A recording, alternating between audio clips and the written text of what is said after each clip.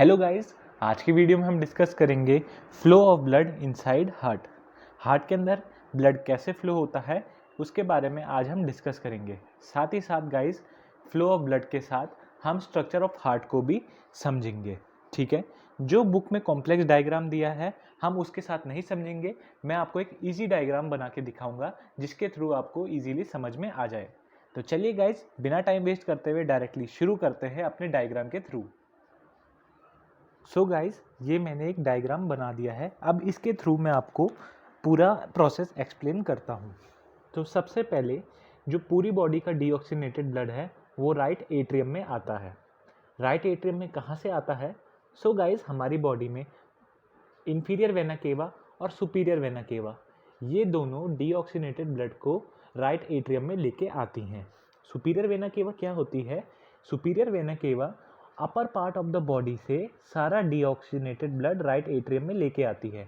Upper part of the body का मतलब हमारे वेस्ट से ऊपर पार्ट को अपर पार्ट बोला जाता है, और lower part of the body मतलब जो हमारे वेस्ट से नीचे वाला पोर्शन है उसे लोअर पार्ट बोलते हैं। तो superior vena cava upper part से डीऑक्सीनेटेड ब्लड राइट एट्रियम में लेके आता है, और inferior vena cava lower body से डीऑक्सीनेटेड ब्लड राइट एट्रियम में लेके आता है।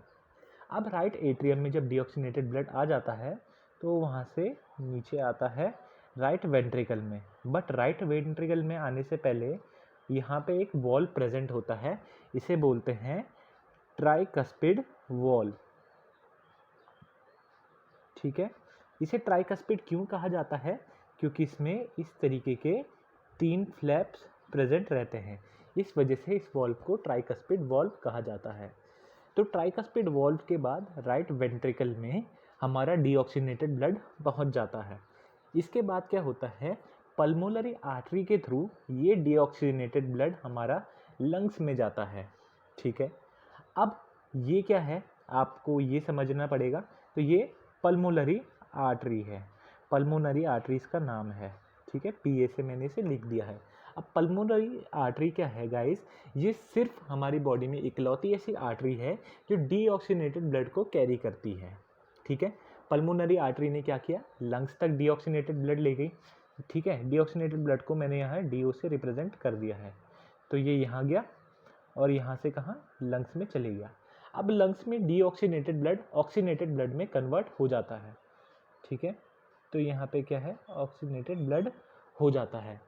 अब लंग्स में ऑक्सीनेटेड ब्लड जब पास किया तो पल्मोनरी वेन इस ऑक्सीनेटेड ब्लड को लेफ्ट आर्टरी में लाती है। ध्यान रखिए, पल्मोनरी आर्टरी क्या करती है, डीऑक्सीनेटेड ब्लड को ले जाती है, और पल्मोनरी वेन, जो पल्मोनरी वेन है ये ऑक्सीनेटेड ब्लड को लेके आती है। कहाँ लेके आती है?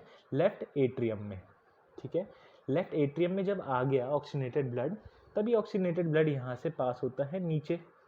ठीक है, लेफ्ट वेंट्रिकल में। अब यहाँ पे भी एक वॉल प्रेजेंट रहता है, इस वॉल का नाम है बाइकस्पिड वॉल्व। ठीक है, इसे बोलते हैं बाइकस्पिड वॉल्व।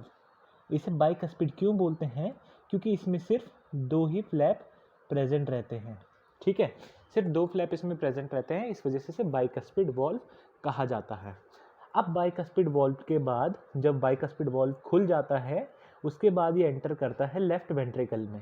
लेफ्ट वेंट्रिकल में एंटर करने के बाद बाइकस्पिड वॉल्व क्लोज हो जाता है। यहाँ भी सेम होता था, यहाँ भी सेम हो रहा है। ठीक है, अब यहाँ पे आ गया हमारा ऑक्सीनेटेड ब्लड।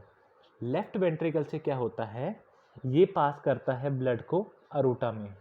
ये एक अरोटा बनाया है, इसे आप अरोटा समझिए। ठीक है, अरोटा में पास हुआ, और अरोटा क्या करता है, डिफरेंट आर्टरीज के थ्रू इस ब्लड को पूरी बॉडी में सर्कुलेट कर देता है। डिफरेंट आर्टरीज के थ्रू इस ऑक्सीनेटेड ब्लड को पूरी बॉडी में सप्लाई कर देता है। अब अरोटा और लेफ्ट वेंट्रिकल के बीच में एक और वॉल प्रेजेंट होता है, इसे बोलते हैं एरोटिक वॉल। ठीक है, अब ये समझिए कि ये डिफरेंट जगह पे डिफरेंट वॉल क्यों प्रेजेंट है।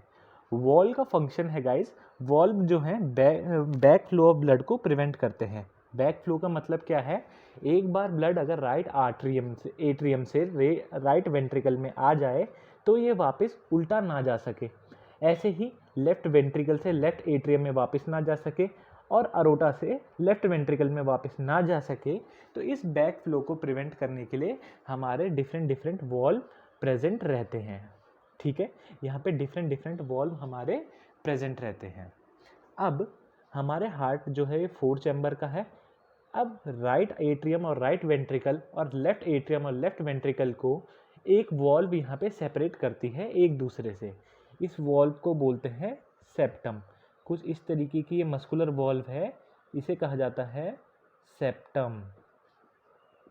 ठीक है, तो ये था गाइज आपका स्ट्रक्चर ऑफ हार्ट, साथ ही साथ फ्लो ऑफ ब्लड भी मैंने आपको एक्सप्लेन कर दिया है। एक और बार फटाफट से रिवाइज कर लेते हैं। सबसे पहले सुपीरियर वेना केवा और inferior vena cava deoxygenated blood line right atrium में, राइट एट्रियम से राइट वेंट्रिकल में गया। इन दोनों के बीच में जो वॉल्व प्रेजेंट होता है उसे बोलते हैं ट्राइकस्पिड वॉल्व।